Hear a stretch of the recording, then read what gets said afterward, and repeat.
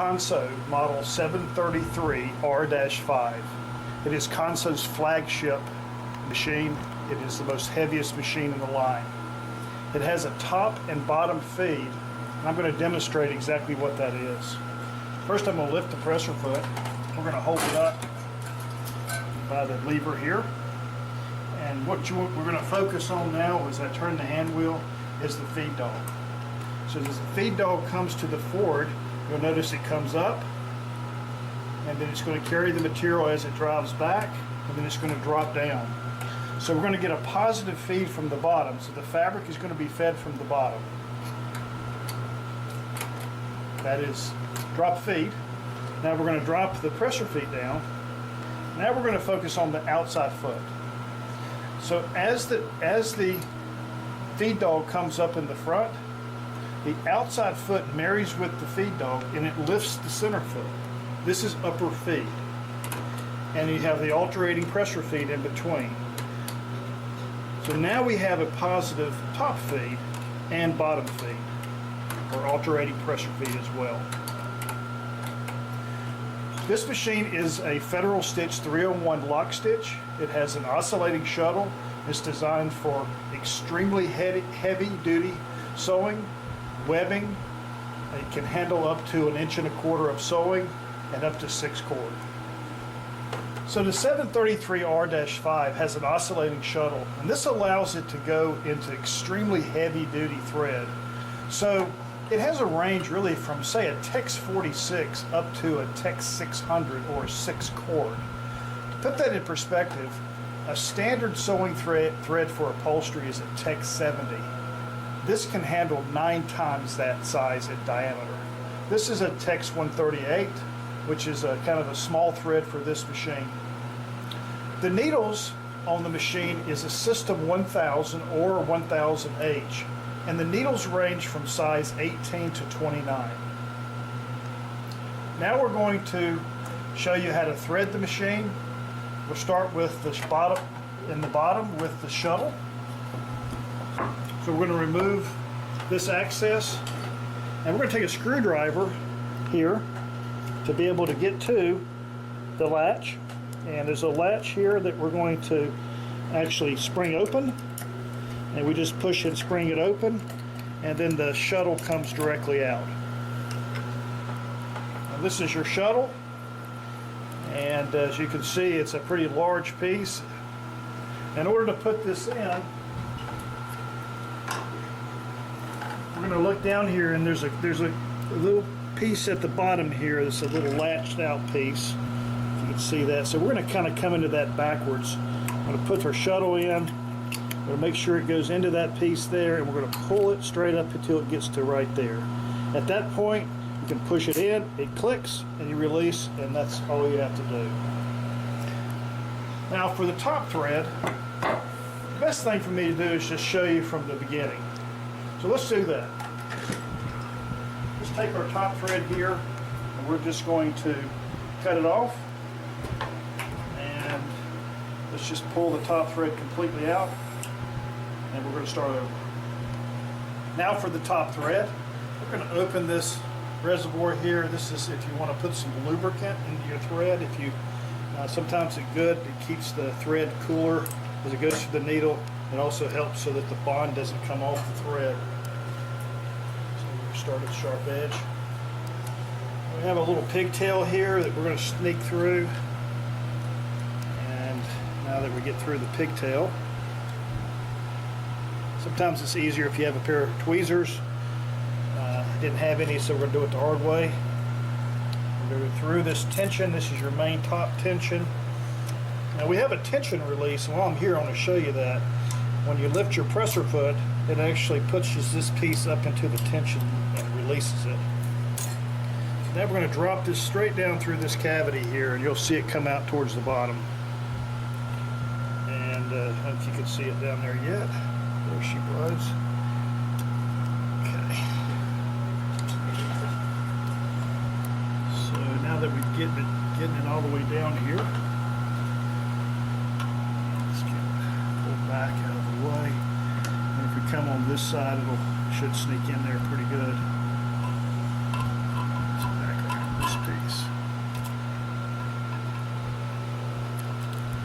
Typically the top part of this threading doesn't come out once you get it threaded.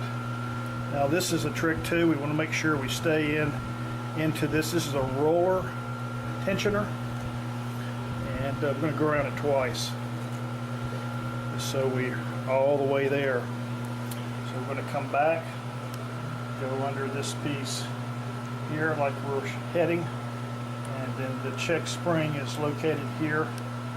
Go into the check spring, and this is the check spring that works this direction.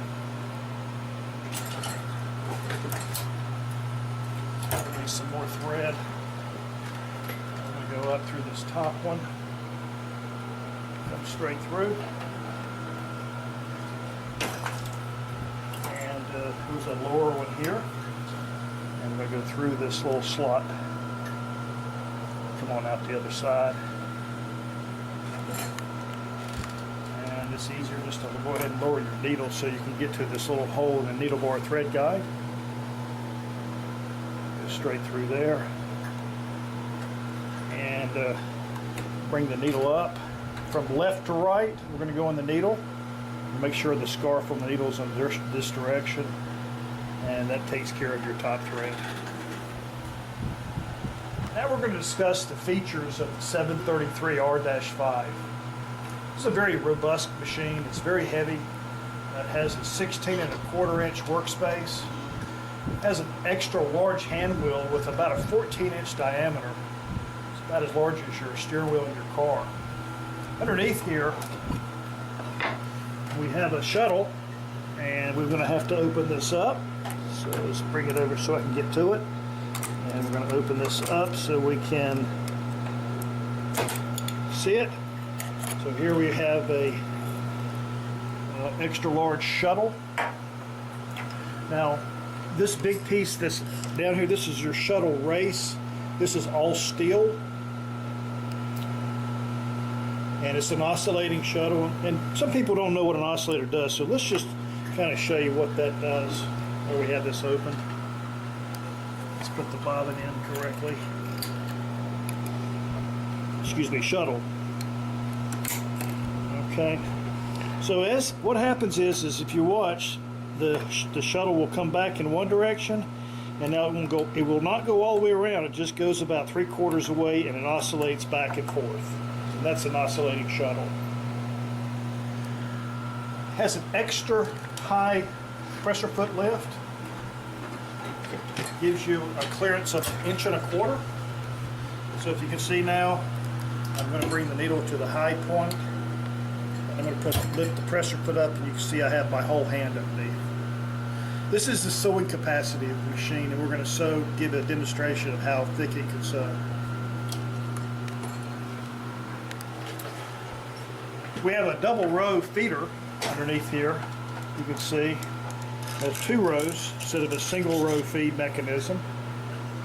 We have a reverse feed that's located here. This is your reverse, which you can do by manually hand, or we have this set to a pedal, and we can do reverse by a pedal.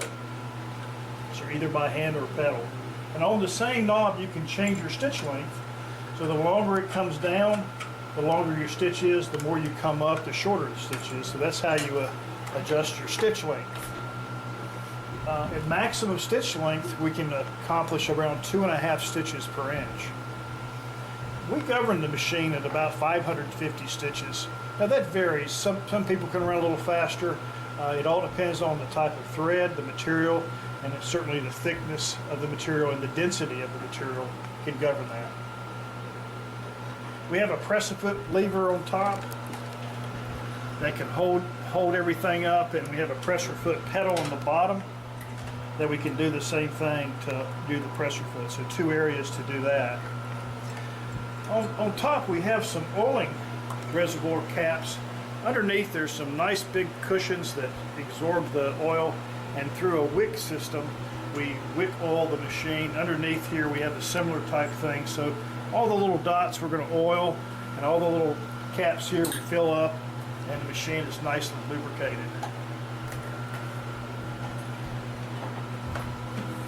That about covers it. Alright, so we're going to do some sewing testing now. We're going to do some pretty thin material. We're going to get it to some pretty thick material. So I'm going to make sure that I have my thread cleared out of the way here to get started.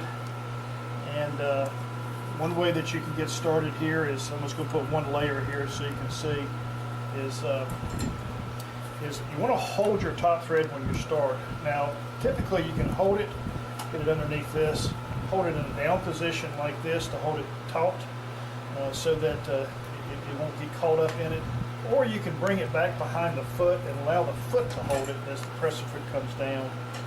I usually like to take a couple small stitches here to get started, and then once I get that done, I'll come back and cut off that top thread, and you can cut the bottom thread off on the bottom just to clear it out of the way.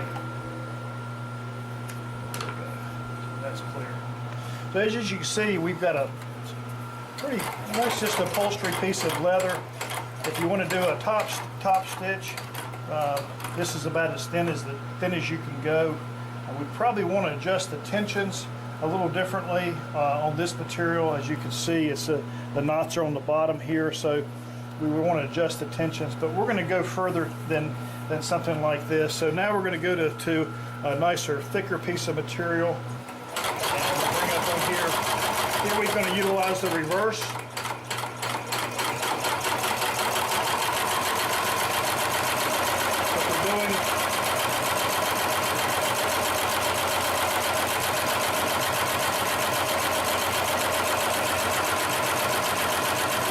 If we're doing a WW pattern, we're able to accomplish that with reverse. That's simple.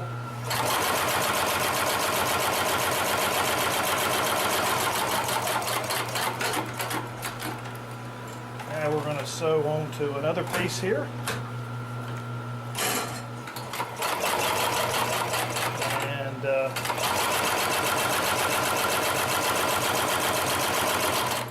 now we're going to change it up a little bit.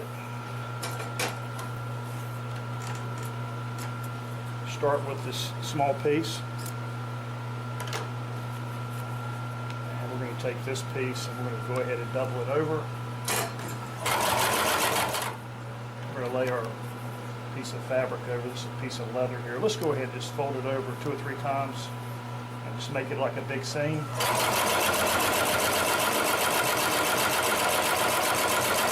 So we can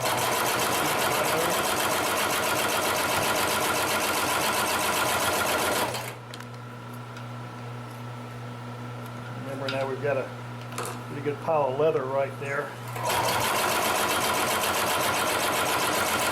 Now, although we're sewing through relatively thick material, it's not very dense.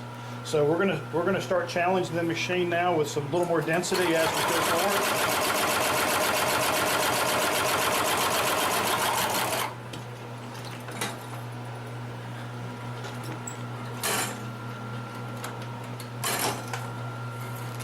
Okay, so let's bring this on top of it and see if we can get it to sew over some thicker material.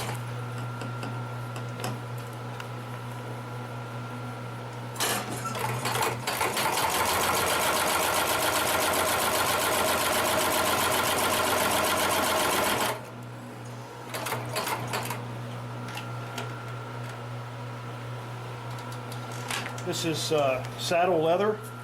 It's really thick. So we're going to go with 1 thickness here. 2 thicknesses. 3 thicknesses.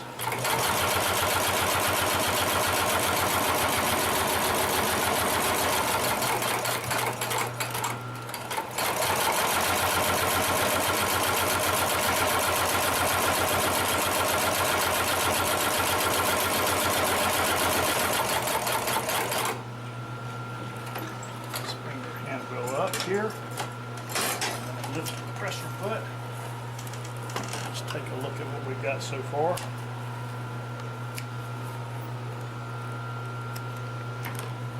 This gives you a good example of some batting, something that doesn't have a whole lot of density, but it certainly has a lot of fluff, and so if you're doing something like this, it's good.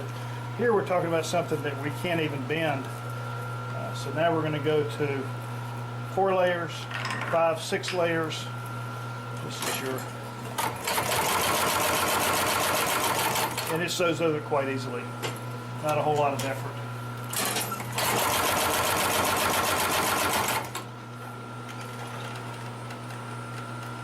Now we're going to really challenge it. This is a webbing. This is probably one of the densest webbings I've ever seen because it's even hard to fold it.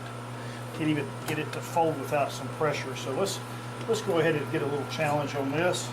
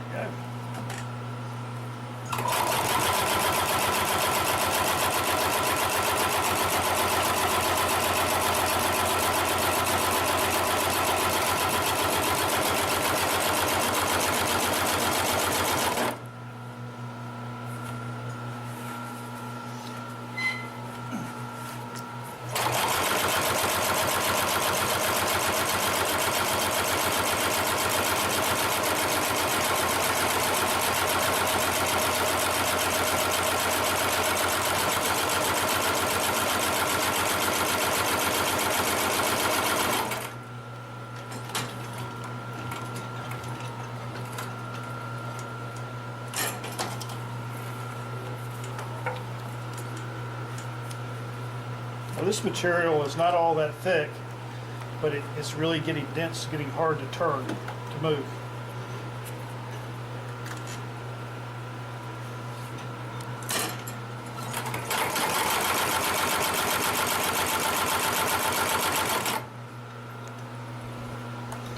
No challenge.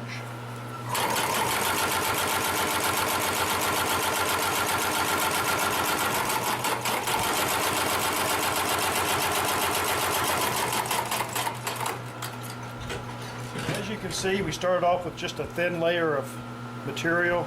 We went into a number of layers of batting, and we ended up with something that really has a lot of density, but not a whole lot of thickness to it. We went over to some saddle leather. Certainly go a few more layers than this, and then we really challenged the machine. We ended up with this. Now I can't even bend this. That's how dense it is. So this is our 733 flagship of Consew, and it will definitely sew through your hand completely. Don't do that.